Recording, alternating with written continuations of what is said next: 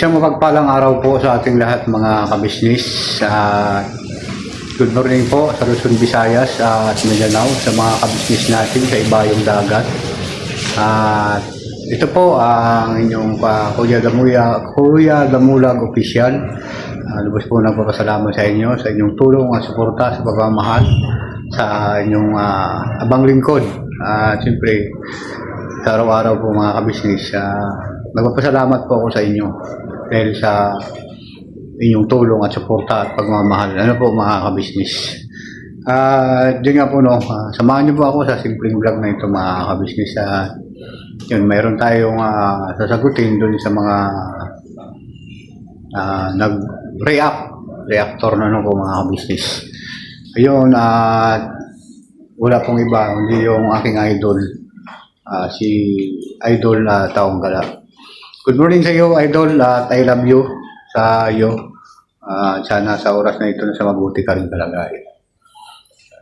Siyempre po mga kapapi, mga kabisnis, ang aking hinahangaan na reaktor, malinaw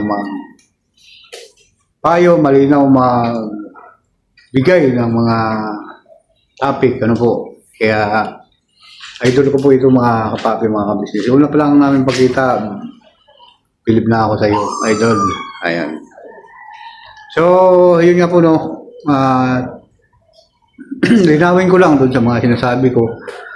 Noong plano namin tatlo, si Junjun, Papaya, at ako.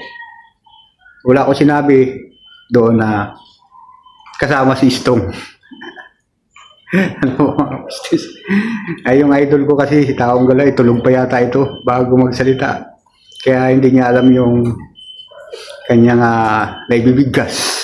Mga kabisnes.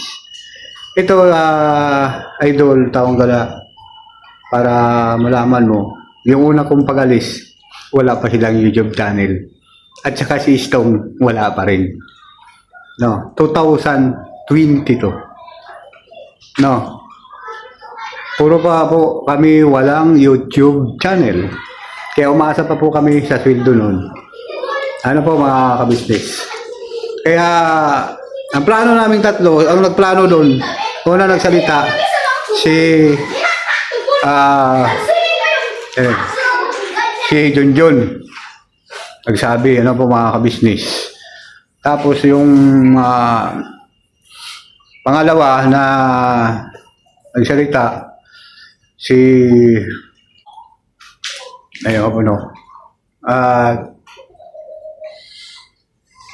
yun, wala pa si Istong noon mga kabisnes.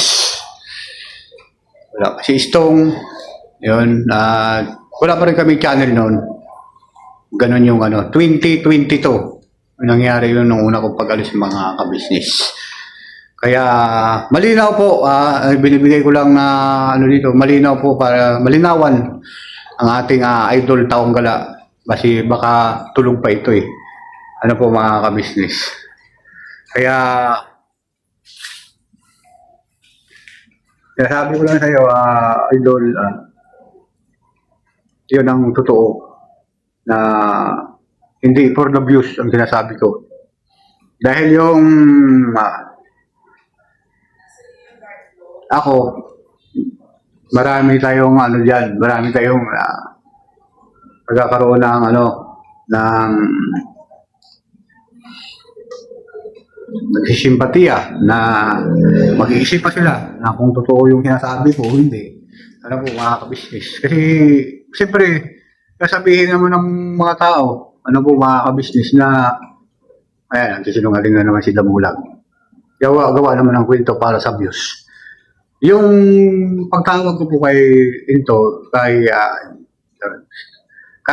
Istong, po mga kabisnes. Nakalimutan ko lang sabihin sa kanya na yung sinabi ko, biro lang yun.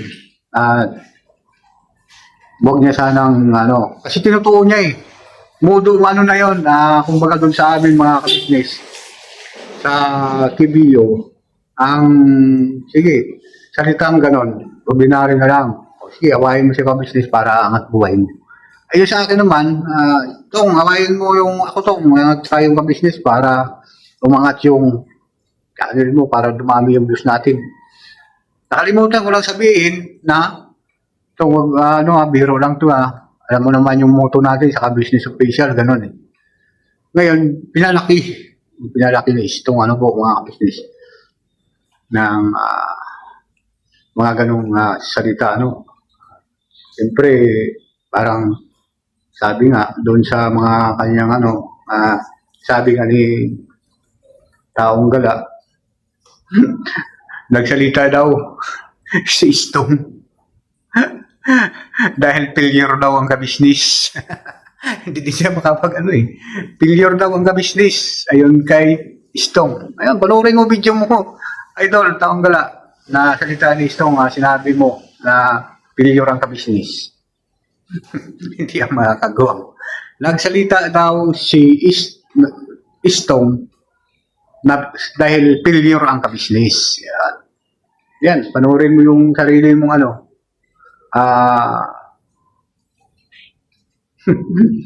reaction kung paano mo sinabi na nagsalita si Istong na failure ang ka-business. Ano ba ito sa'yo?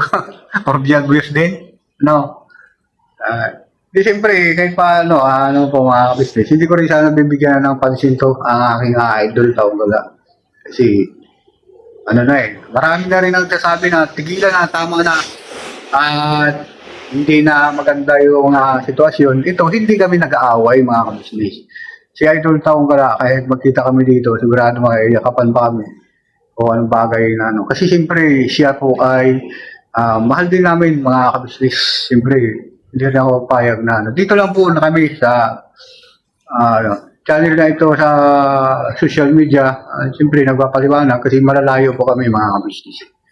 Sa bawat isa. Kaya, pasensya na po kayo. Sana munawaan niyo po ang ibig sabihin, mga kabisit namin minamahal at mga kapapi na para mapaliwanagan po sila kung talagang totoo nga na ako magawa ng kwento, totoo, or the views, po mga kabisnis. Yun. At hindi naman, hindi ko sa kalaman kung bakit tayo manto sa ganito. Dahil nag-una, kay Istong din ito, dahil din po kay Istong, mga kabisnis, sa mga kanyang mga sinasabi na pag si Kuya daw, nagdesisyon, dun sa tatog tayo kay Kuya, o anong naisip, bigay na distribute, bigay ka agad para para i-schedule, ba yun? Tawag doon, para masakas parang kaagad yung kanyang plano, ma-vlog, yun, kahit labag daw sa kanilang kalooban dito sa mga kagwang. Kahit labag daw sa kalooban ng mga kagwang. Paano hindi siya labag?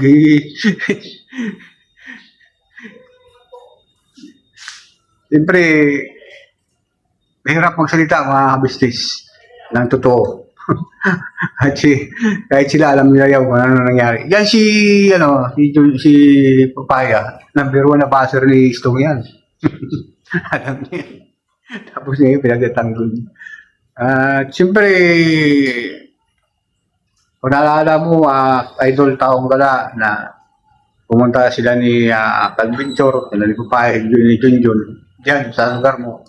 Galit na galit sa'yo yan, mga yan. Kasi bakit daw nabili mo na ba daw ang Bulacan? Bakit bawal sila pumunta at hindi nagpaalam sa'yo? Grabe. Halos ilang linggo yun na gano'n na sinasabi nila sa loob ng KBO. Alam ng buong KBO yan na nagalit sa'yo kasi bakit daw pinagbabawalan mo sila na dumaan na hindi magpaalam. Doon sila mag-vlog. Topic din natin yun kasi isa din sa mga panahon na yun na gano'n ang mga sinasabi na tungkol sa'yo, napakadami. Yun. Siyempre, napag-ano na natin yun, mga kabisnis, napag-usapan lang din. So, yun linawin ko. Yung sa pagplano namin ni Bay Papaya, Junjun, yung time na yun, si Istong wala pa, mga kabisnis. No, wala pa. Kaya ganun ang plano nila doon kasi nabuking yun sa kanyang ginawa na hindi ka nais-nais tapos gusto niya magpatiwakal. Ayun, yun ang plano na na matapos namin na makuha ang kanyang gustong inumin na chemical na inumin. Yun. Kinabukasan nun, ngayon, kinabukasan nun, bumalik ako, yun na ang pinag-usapan namin na aalis sa kaibigan ko. Kasi siguro nahiya doon sa mga kanyang gagawin. Ano po, mga kabisnes. Kaya, doon nabuo yung panalo namin tatlo. Na mauna ako, hindi ako sinabi na ako yung nawala. Pagkatapos ko nawala, susunod sila. Hindi ganon mga kabisnes. Sabi ko sa kanila, ako yung unang aalis. Diba? Kumbaga, kapag nakuha nila ang pera, sahod at bonus, siyempre, chat nyo ako para sabay na tayo umuwi ng Mindanao. Diba, mga kabisnes? Ang ginawa nila, hindi naman sila kahit nag-shot, hindi sila nag-chat, hindi sila nag-ano, nanatili sila sa kabisnes. Ako lang tuloy ang umalis. Ano? Noon pagbalik ko, mayroon na silang YouTube channel, mayroon na rin yung channel, Kuya Damulag TV. Ayun, ginawa-gawa ko. Kaso lang, sabi ni Kuya, magkakaroon ka pa channel, hindi ka na lumapit dito sa akin. At dito na lang, kahit wala ka dito, gawa ka namin ng channel, gusto mo pala yung channel. Kaya, naging 2.0 ako. Official. Kagawang Damulag na. Ayun. Sana mabibigyan ko ng linaw, ano po, ang inyong kasagutan, ano po, yung katanungan ni Taong Gala. Sana, idol, magandang umaga, tanghali, hapon, gabi sa'yo. I love you sa'yo, huwag kang magalit sa akin dahil napakamahal kita. Kasi ikaw yung idol ko. Sa tagal na, lagi akong sumuwag kasi niya, secret viewer mo ako. Siya mo akong tagahanga. Siya mo akong subscriber. Sabi mo nga, malaya mo ang mayag. So, hanggang dito na lang po at maraming salamat sa inyong pagsubaybay sa ni Idol Taong Gala at siyempre sa inyong Kabisnes Official. Siyempre sa kabuuan ng Kabisnes Family at siyempre sa inyong abang lingkod, Kuya Damulag Official. Yun. Thank you very much sa tulong at pagmamahal sa inyong abang lingkod. Never say goodbye, tomorrow is another day. Birabanat lang po tayo mga kabisnes.